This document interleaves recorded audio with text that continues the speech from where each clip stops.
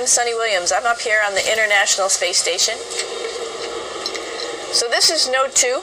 This is a really cool module.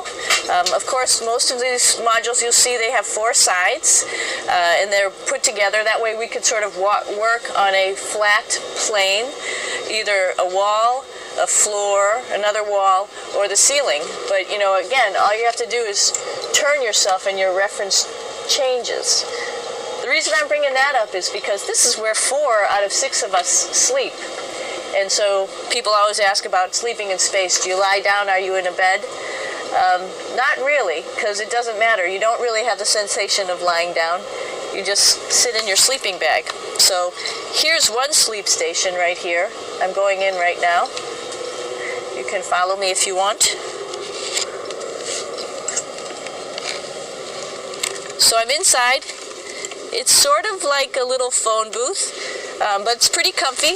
I've got a sleeping bag right here that we sleep in, so we don't have sort of like a little bit of a cover. We don't fly all over the place.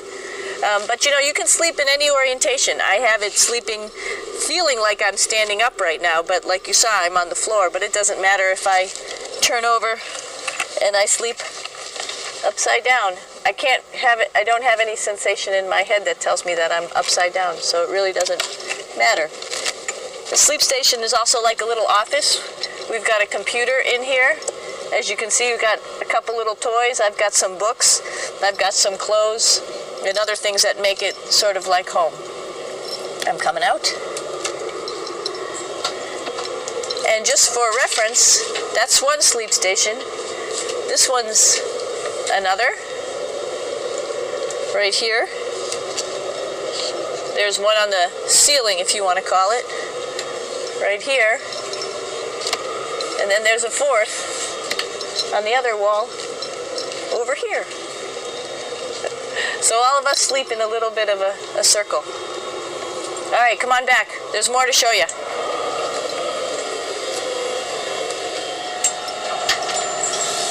I know that there's some questions about how to use the bathroom and how do you actually live in space like normal, like at home. I mentioned real quickly about getting up in the morning and brushing your teeth and washing your face.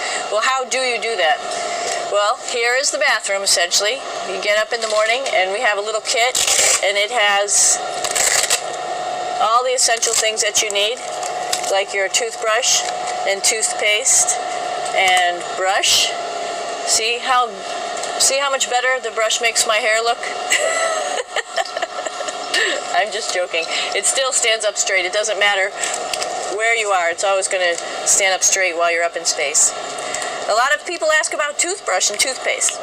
So, luckily enough, toothpaste, you can do it upside right this way, is sticky, and so it sticks to your toothbrush. No problem. Another cool thing is that water sticks to your toothbrush too. If you can see it, I'll have some water come out. The water is pretty neat up in space. It'll stick to your toothbrush and it will make a big bubble, and that's just by surface tension. And then you can drink it. So a lot of people ask about what do you do with the toothpaste after you brush your teeth.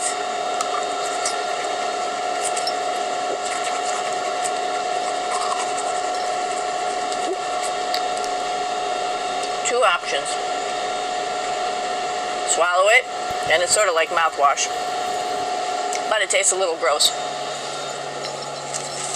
Or you can just spit it out in a paper towel, and then you don't have to worry about it. Swallowing thing I wouldn't recommend at home.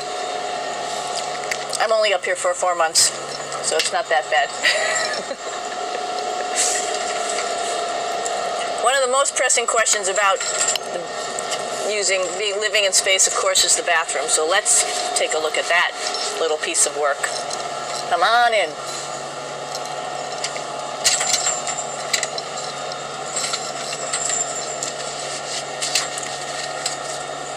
Here we are at the throne.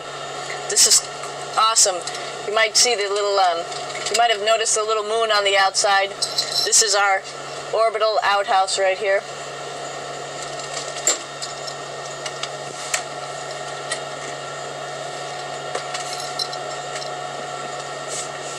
And of course, it serves for two functions.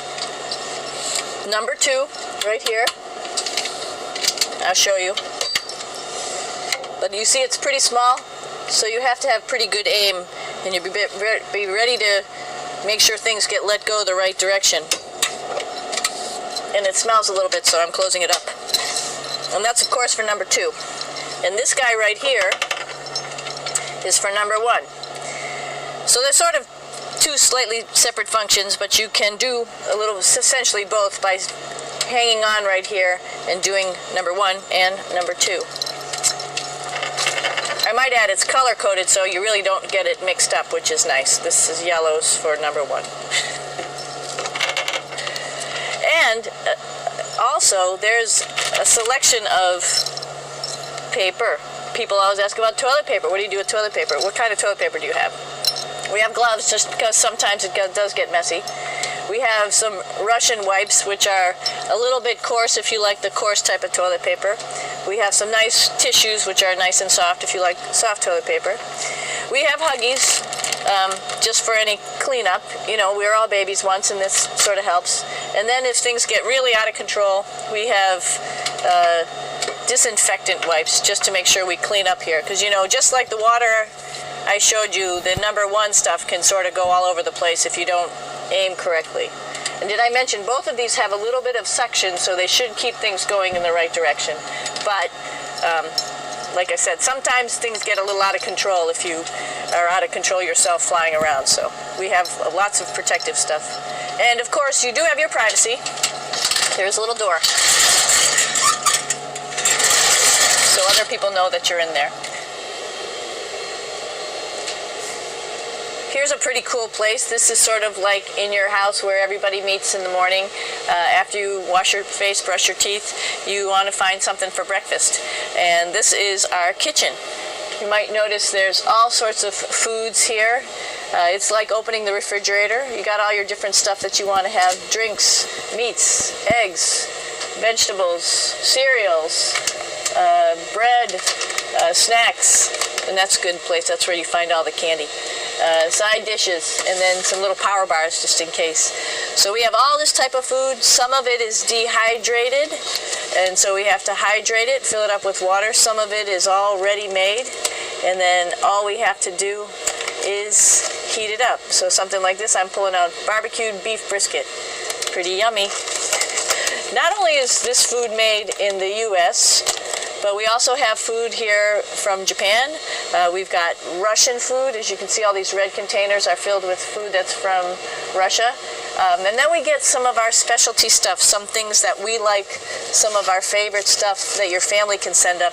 In fact, I like fluffernutters, and so I got sent up some fluff so I could make my fluffernutter with peanut butter.